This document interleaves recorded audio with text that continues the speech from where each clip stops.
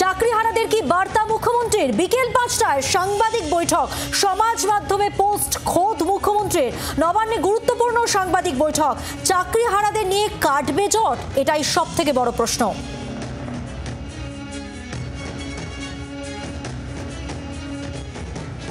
দিদি, আপনি এই সাংবাদিক সম্মেলন করুন, তার আগে আমাদের সঙ্গে একটু বসে অন্ততপক্ষে শিক্ষামন্ত্রী আমাদের সঙ্গে বসে আমাদের একটু আলোচনা করতে পারতেন, যে দাবি আমাদের দীর্ঘদিনের ছিল। গতকালও আমাদের সঙ্গে প্রিন্সিপাল সেক্রেটারি দেখা করলেন, আমরা শিক্ষামন্ত্রীর সঙ্গে দেখা করতে চেয়েছিলাম, আমরা অনেক প্রশ্নের উত্তর পাইনি। আমরা বারবার বলেছি যে আমরা যোগ্য চাকরিহারা, আমাদের নামে কোনো এলিগেশন নেই, তাই আমরা আপনার প্রতি আশাবাদী। আপনি আইনি জটিলতা কাটিয়ে আমাদের এই চাকরিতে পরীক্ষা না দিয়ে পুনর্বহাল করতে পারবেন, এই আশা আমরা রাখছি। তাই আপনার আশার বাণী যেন আমাদের আশাই জন্ম দেয়, নিরাশার কারণ না হয়ে দাঁড়ায়, এই প্রত্যাশা রেখে বিকেল ৫টায় আপনার লাইভ আমরা দেখব। আমরা প্রহর গুনছি তার জন্য।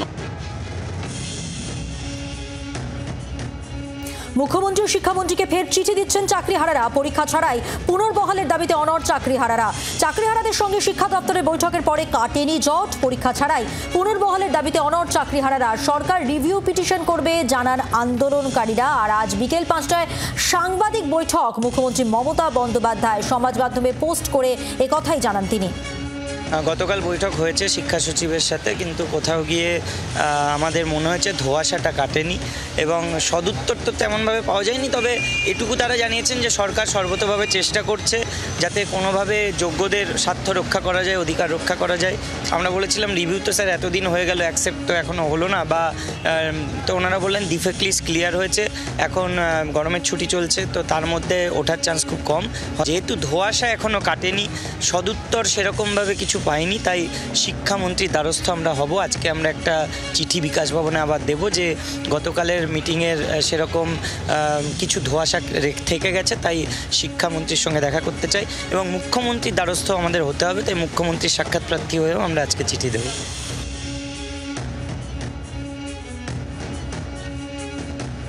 দেবাশিস অনিকেত আসফাকুল্লাদের পোস্টিং বিতর্ক এবার।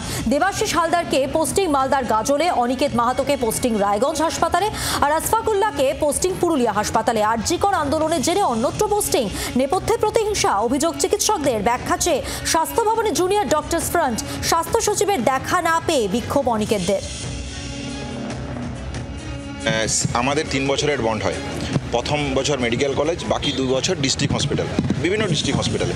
তাহলে ডিস্ট্রিক্ট হসপিটালে যেখানে কাজের অপ্রতুলতা সমস্যা আছে, সেখানে এমডি পাস করা যারা ডাক্তার তারা যাবে, এটাই প্রোটোকল। এই জন্যেই এই বন্ড পোস্টিং দেওয়া হয়েছে। তাহলে যখন ভ্যাকেন্সি হচ্ছে যে কোন ডিস্ট্রিক্টে কী সমস্যা আছে, তাহলে সেই সমস্যাকে অনুভূত করে স্বাস্থ্য ভবন একটা ভ্যাকেন্সি লিস্ট তৈরি করে যে আমার এই ডিস্ট্রিক্টে এই সমস্যা আছে, আমি এইখানে একজন স্পেশালাইজ ডিগ্রিধারী ডাক্তারকে পাঠাতে চাই। তাহলে যখন লিস্ট দিচ্ছে ভ্যাকেন্সি লিস্ট, তখন কই তারা তো এই সমস্যা অনুধাবন করতে পারছেন না। আমাদের পশ্চিমবাংলার কোনো হসপিটালে যেতে কোনো অসুবিধা নেই, কোনো জায়গায় যেতে আমাদের কোনো অসুবিধা নেই। আজকে দিনের পর দিন আমরা বলে যাচ্ছি যে আমাদের জয়নিং দিন আমরা কাজ করতে চাইছি। আপনারা কর্মবিরতির সাথে তুলনা করেছিলেন আমাদেরকে। ডিস্ট্রিক্ট হসপিটালেরই যদি আপনি পরিষেবা দেওয়ার প্রশ্নই আছে, তাহলে আপনার ভ্যাকেন্সি লিস্টে সেই জায়গা প্রতিফলিত রাখুন। আমরা অবশ্যই সেখানে যাব, কেন যাব না।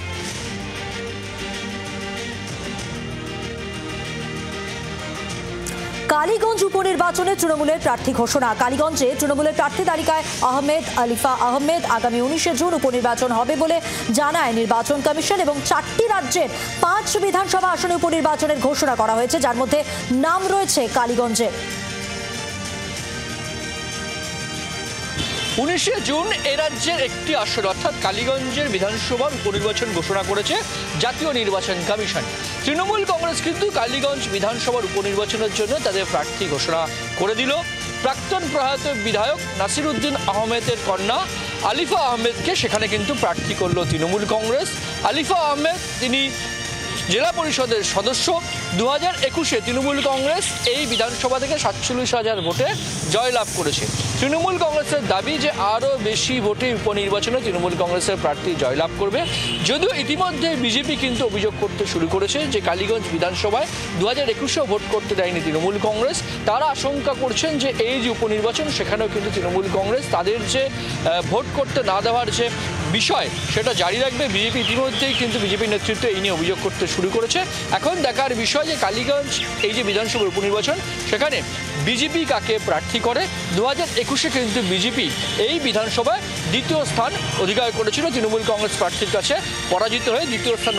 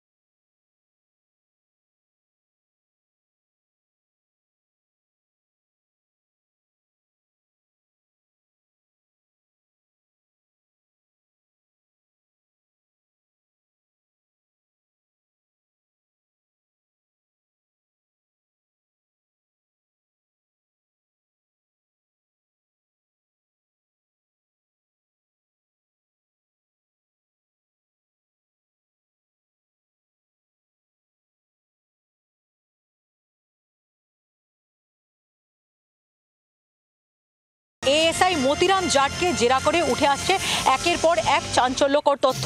সূত্রের দাবি 2023 সালে সোশ্যাল মিডিয়ার মাধ্যমে এক পাক ইন্টেলিজেন্স অফিসার মহিলা সেজে তার সঙ্গে বন্ধুত্ব করে এবং হানি ট্র্যাপে পা দেয় এই সিআরপিএফের জওয়ান। পরবর্তী সময় টাকার বিনিময়ে একের পর এক সংবেদনশীল তথ্য এই পাক ইন্টেলিজেন্স অফিসারদের কাছে পৌঁছে দিত মতিরাম জাট। তার যে ব্যাংক অ্যাকাউন্ট সেগুলোও তারা বিশ্লেষণ করা শুরু করে। দেখা যায় প্রত্যেক মাসে 3,000 টাকা করে তার অ্যাকাউন্টে বিদেশের একটি অ্যাকাউন্ট থেকে জমা পড়ছে। আরও যেটা চাঞ্চল্যকর তথ্য যে পেহেলগাঁওয়ের হামলার আগে এই সিআরপিএফের জওয়ান পেহেলগাঁওতেই তার পোস্টিং ছিল। ঘটনার 6 দিন আগে তাকে সেখান থেকে বদলি করে দেওয়া হয়। এখন যেটা খতিয়ে দেখা হচ্ছে যে এই সিআরপিএফের জওয়ান পেহেলগাঁওয়ের হামলার আগে পাকিস্তানের কাছে কোন কোন গুরুত্বপূর্ণ তথ্য পাচার করেছে। আর উপত্যকার পর এবার অমৃতসরে নাশকতার ছক। বোমা রাখতে গিয়ে বিস্ফোরণে মৃত্যু খালসা জঙ্গির। অমৃতসর বাইপাসের পাশে বিস্ফোরণের শব্দ হয়। বিস্ফোরণে জঙ্গি সংগঠনের সদস্যের মৃত্যু হয়েছে। जैसा अब तक हमने इन्वेस्टिगेट किया है, इस आदमी की जो सुबह इंजर्ड हुआ था इसकी डेथ हो चुकी है। ये टेररिस्ट ऑर्गेनाइजेशन का मेंबर ही है और ये जो विस्फोटक सामग्री थी इसको रिट्रीव करने आया था। जितने भी हमने पहले केस इन्वेस्टिगेट किए हैं 100% केसेस में जो इन्वेस्टिगेशन के बाद यही चीज़ आती है कि ऐसी अबेंडेंट जगह पे वो विस्फोटक सामग्री को रख देते हैं, चाहे वो ग्रेनेड हो या कुछ और फिर कोई इसको रिट्रीव करके आगे एक्शन करता है। जो मरने वाला है उसकी जेब से हमें काफ़ी कुछ क्लू मिले हैं जो इस चीज़ के साथ टोटली लिंक करते हैं। तो ये मोस्ट लाइकली बब्बर खालसा का ही ये एक्टिव मेंबर होगा। तो हम आगे अब फर्दर इन्वेस्टिगेट करेंगे। সন্ত্রাসবাদকে উপড়ে ফেলেছে ভারত। অপারেশন সিঁদুরের পর ফের পাকিস্তানকে হুঁশিয়ারি প্রধানমন্ত্রী নরেন্দ্র মোদীর। ভারত ও প্রতিবেশী দেশে সুখ চায়, পাকিস্তান ছায়া যুদ্ধ নয় যুদ্ধই করেছে। নিজেরা সুখে থাক, আমাদের সুখে থাকতে দাও। পাকিস্তান বুঝে গিয়েছে ভারতের সঙ্গে পেরে উঠবে না। সুযোগ পেলেই নিরীহদের মেরেছে পাকিস্তান। বারবার প্ররোচনা দিলে জবাব পাবে পাকিস্তান। গুজরাটের গান্ধীনগরে গিয়ে মন্তব্য করেছেন প্রধানমন্ত্রী। मौका मिला वे मारते रहे मारते रहे मारते रहे और हम सहते रहे। आप मुझे बताइए क्या ये अब सहना चाहिए? क्या गोली का जवाब गोले से देना चाहिए? ईंट का जवाब पत्थर से देना चाहिए? ये कांटे को जलमुर्द से उखाड़ देना चाहिए?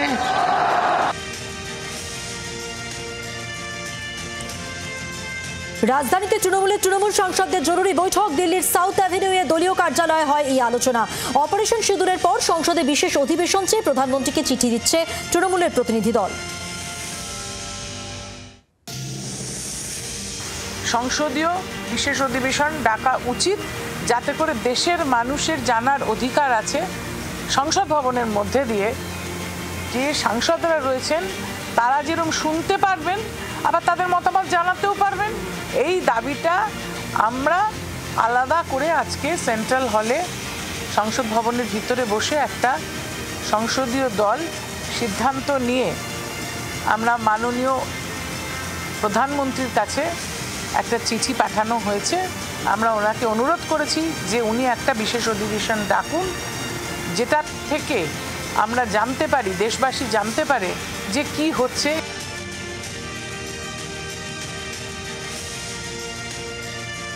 ধর্মতলায় কার্তুজ উদ্ধারে নয়া তথ্য, রামকৃষ্ণ মাঝি অস্ত্র কারবারে যুক্ত। কয়েক বছর ধরে অস্ত্র কারবারে যুক্ত কার্তুজ বিহারের আড়া থেকে পৌঁছয় হলদিয়ায়। হলদিয়া থেকে কার্তুজের ডেলিভারি নেয় রামকৃষ্ণ। কোথায় 100 রাউন্ড কার্তুজ ডেলিভারি দেওয়ার কথা, ডেলিভারি নিয়ে বারবার বয়ান বদল। দাবি পুলিশের, গত রবিবার ধর্মতলা বাস স্ট্যান্ড থেকে গ্রেপ্তার কার্তুজ সহ STF এর হাতে ধরা পড়ে রামকৃষ্ণ। কলকাতা পুলিশের STF এর হাতে ধৃত রামকৃষ্ণ মাঝিকে জেরা করে উঠে আসছে নতুন নতুন তথ্য, যেটা সূত্রের দাবি যে এই রামকৃষ্ণ মাঝি গত কয়েক বছর ধরে বেআইনি অস্ত্র কারবারের সঙ্গে যুক্ত এবং তার কাছ থেকে যে 120 রাউন্ড কার্তুজ পাওয়া গেছে সেই কার্তুজ এসেছিল বিহারের আড়া থেকে সেই কার্তুজ একজন হলদিয়াতে এসে পৌঁছে দেয়। হলদিয়াতে গিয়ে সেই কার্তুজের ডেলিভারি নিয়েছিল রামকৃষ্ণ মাঝি, কিন্তু হলদিয়া থেকে কলকাতায় নিয়ে আসার পর সেই কার্তুজ কার হাতে তুলে দেওয়ার কথা ছিল সেটা নিয়ে তদন্তকারী অফিসারদের বারবার করে একেবারে বিভ্রান্ত করছে এই ধৃত অভিযুক্ত। একই সঙ্গে যেটা অভিযোগ, এই বিজেপি কর্মী তিনি বেশ কয়েক বছর ধরেই এই কারবারের সঙ্গে যুক্ত। এখন এই মুহূর্তে দাঁড়িয়ে তদন্তকারী অফিসাররা জানার চেষ্টা করছেন প্রথমত যে কাকে এটা সাপ্লাই দেওয়ার কথা ছিল, দ্বিতীয়ত যে হলদিয়ায় কেন নিয়ে যাওয়া হয়েছিল বা হলদিয়ায় কি কারণে সাপ্লাই, সেগুলো জানার চেষ্টা করছেন তদন্তকারী অফিসাররা। ক্যামেরা পার্সন কমলের সঙ্গে পিয়ালি মিত্র, জি24 ঘন্টা। বাংলাদেশে চতুর্মুখী চাপে ইউনূস সরকার বিরোধী ক্ষোভ চরমে। পথে সরকারি কর্মচারী শিক্ষকরা কাল থেকে ভোটের দাবিতে পথে বিএনপি। দেশের সার্বভৌমত্বে আপোষ নয় বার্তা সেনার।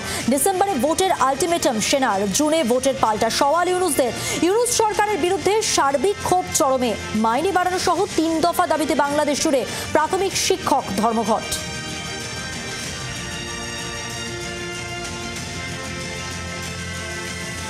মুর্শিদাবাদের হরিহরপাড়া থানার নাজিপুরে জমি কেনা বেচা নিয়ে বিবাদের জের। 2 গোষ্ঠীর সংঘর্ষে উত্তপ্ত এলাকা, ব্যাপক বোমাবাজির অভিযোগ। ঘটনাস্থল থেকে গুরুতর জখম নাজিমুদ্দিন শেখ নামের এক ব্যক্তিকে জখম অবস্থায় উদ্ধার করে এবং কলকাতায় স্থানান্তরিত করা হয়। তার আঘাত গুরুতর, বোমা না গুলি, কিসের আঘাতে জখম হয়েছেন নাজিমুদ্দিন সেই নিয়ে রয়েছে ধন্দ। রাত থেকে এলাকায় রয়েছে উত্তেজনা। আমার ভগ্নিপতি এখানে ছিল বাড়িতে, হঠাৎ রাত্রে 12টা নাগাদ আসে কিছু দুষ্কৃতী, সবারই হাতে আগ্নেয়াস্ত্র ছিল। সঙ্গে সঙ্গে কিছু বম চার্জ করাতে আবার ঘুরে এরকম দেখেছে ওর বাড়ির সামনেই, যখন বম চার্জ করে তখন ঘুরেও তাকিয়েছে, সঙ্গে সঙ্গে ওকে স্পটে ফায়ার করে। সিভিকের কুকীর্তি আর এবার বিতর্ক পশ্চিম মেদিনীপুরে। বেআইনিভাবে নয়াঞ্জলিতে মাটি ভরাটের অভিযোগ, সিভিক ভলেন্টিয়ারের বিরুদ্ধে মাটি ভরাটের অভিযোগ। ঘাটাল পুরসভার রামচন্দ্রপুর এলাকার ঘটনা। প্রশ্ন উঠছে, সরকারি নয়াঞ্জলি ভরাট করা যায়? ঘাটাল পুরসভার পক্ষ থেকে ব্যবস্থা নেওয়ার আশ্বাস, আদৌ কি ব্যবস্থা নেবে প্রশাসন? উঠছে প্রশ্ন। ঘাটালের 7 নম্বর ওয়ার্ড রামচন্দ্রপুরে এক নয়াঞ্জলিতে সেখানে মাটি দিয়ে ভরাটের অভিযোগ উঠেছে এক সিভিক ভলেন্টিয়ারের বিরুদ্ধে। সনদ সামন্ত নামে ওই সিভিক ভলেন্টিয়ার তার বাড়ির সামনে যে নয়াঞ্জলি রয়েছে সেই নয়াঞ্জলিতে ট্রাক্টরে করে মাটি নিয়ে এসে সেই নয়াঞ্জলি বোঝানোর কাজ করছে, এমনটাই অভিযোগ রয়েছে এলাকাবাসীদের দাবি। তারা এই বিষয়ে ওই সিভিক ভলেন্টিয়ার সনদ সামন্তকে বলতে গিয়েছেন যে এই নয়াঞ্জলি বন্ধ করলে সেখানে নিকাশি ব্যবস্থা সম্পূর্ণভাবে বন্ধ হয়ে যাবে, সামনেই বর্ষাকাল আছে। যেটা অভিযোগ রয়েছে ওই সিভিক ভলেন্টিয়ার তাদের কোনো কথা শুনতে চাননি এবং তাদেরকে রীতিমতো হুমকি দিয়ে তিনি সেই মাটি ফেলার কাজ চালিয়ে যাচ্ছেন। এরপরে এলাকাবাসীরা ঘাটাল পৌরসভার দ্বারস্থ হয়। যেটা জানা যাচ্ছে, ঘাটাল পৌরসভার চেয়ারম্যান তিনি যেটা জানিয়েছেন, তিনি বিষয়টা অভিযোগ পেয়েছেন এবং তিনি আশ্বস্ত করেছেন যে এর বিরুদ্ধে তিনি ব্যবস্থা নেবেন। জি24 ঘন্টার জন্য ক্যামেরায় বাবু সাঁতরার সাথে চম্পক দত্ত, পশ্চিম মেদিনীপুর। বাংলার আওয়াজ, বাঙালির আবেগ, জি24 ঘন্টা।